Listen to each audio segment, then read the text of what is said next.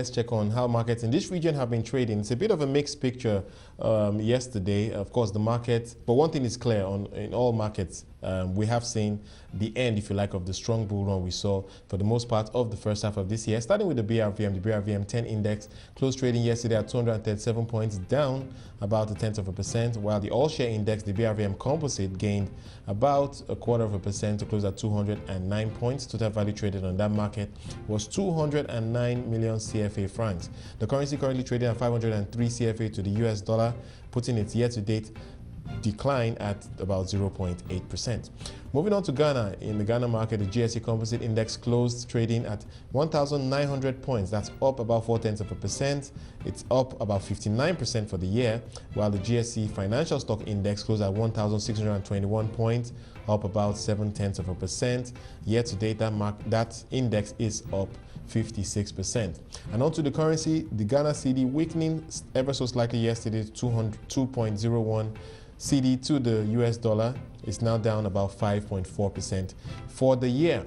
And in Nigeria, the NSE all-share index closed down for the third consecutive session. A very negative day in the market, 1.65% decline to 35,861 points for the NSE all-share index.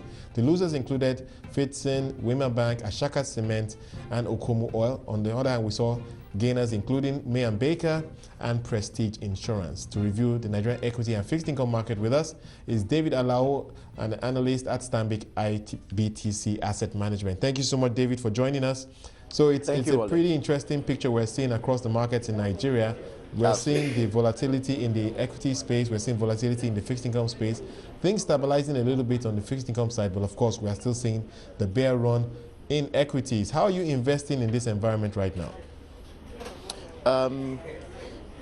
Across the fixed income markets, we are obviously we are allocating more and more to fixed income as yields have picked up.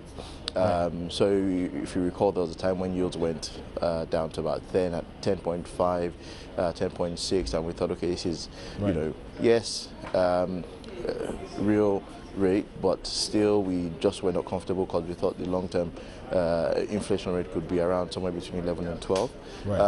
But with the current sell-off across emerging markets by US dollar fund managers and hedge funds, we've obviously seen more pressure in interest rates. So we've seen yields go back up to around 13–14% levels. If you recall, about 2 weeks ago at the auction, you know, the yields that people were bidding was ridiculous. People were bidding at 17–18%, and CBN and the DMO thought, you know what, we're not going to sell in this market, and then you know they only sold about 25%. It's trying to signal to the market that look, we don't want yields to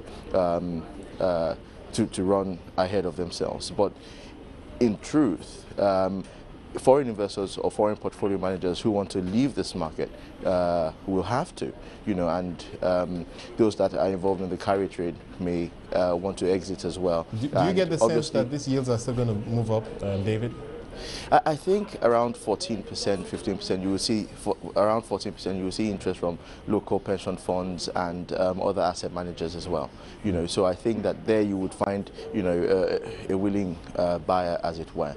All right, so if we take it back to the equity market, like I mentioned, depressed market we're seeing over the last few sessions, major losses. And how do you invest in this environment? Your thoughts about buying into this dip? What are your best ideas?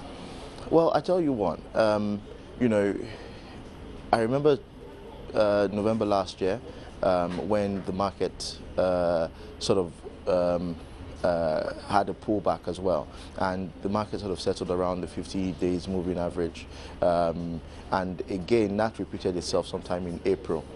This year as well. As at yesterday, the market currently is at the 50-day moving average.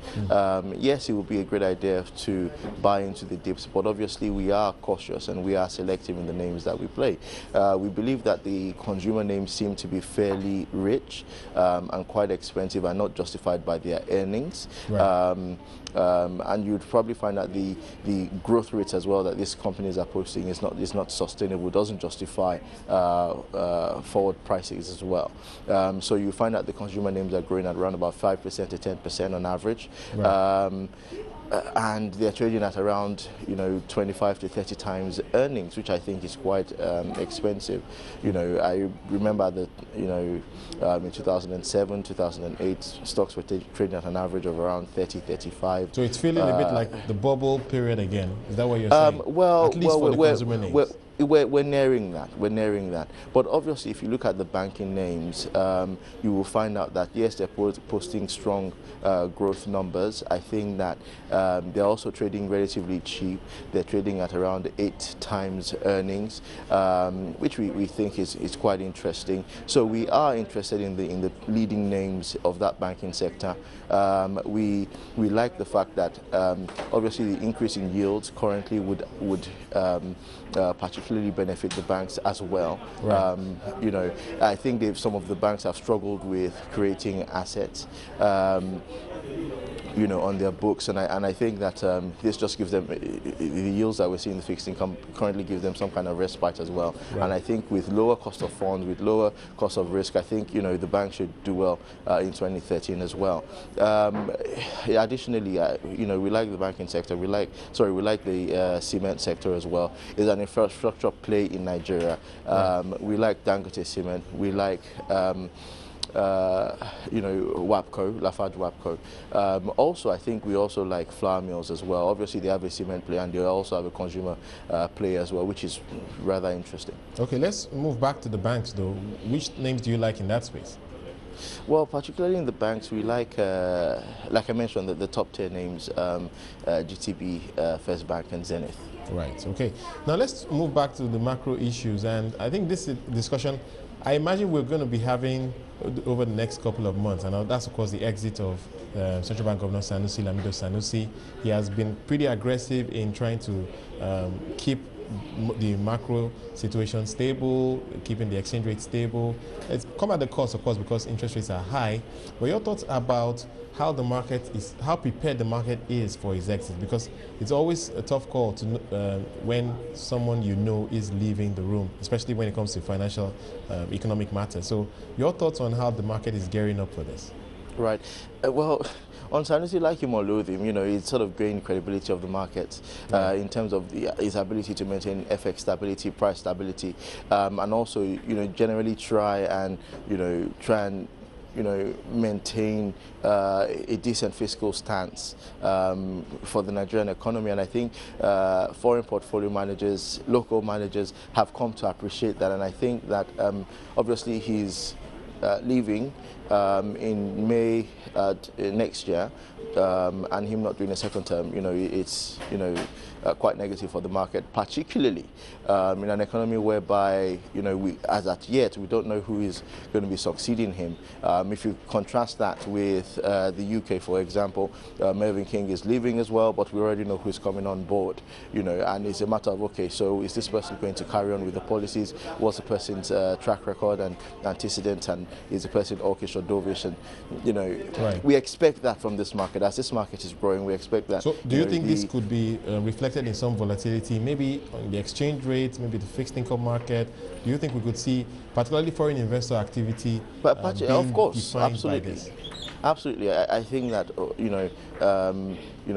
from now going into the end of the year, we're going to see more people try and sit on the sidelines and watch what's going to happen, just because we don't know who's going to take over from him. And also there are fears that the central bank role could become a political tool or a pawn in the runnings for the 2015 presidential elections. Right. So I believe that it affects the market negatively unless the Minister of Finance or unless we can sort of come up with a name and say, look, this is the person who's going to take over, and right. Then we can take some respite from that.